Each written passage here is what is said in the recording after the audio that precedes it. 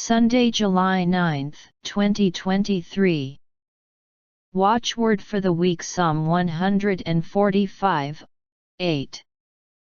The Lord is gracious and merciful, slow to anger and abounding in steadfast love. Old Testament, Zechariah 9, 9-12. Psalm 145, 8-14. Epistle, Romans 7, 15-25a. Gospel, Matthew 11, 16-19, 25-30. Jeremiah 30, 20. Their congregation shall be established before me. Philippians 2, 1-2.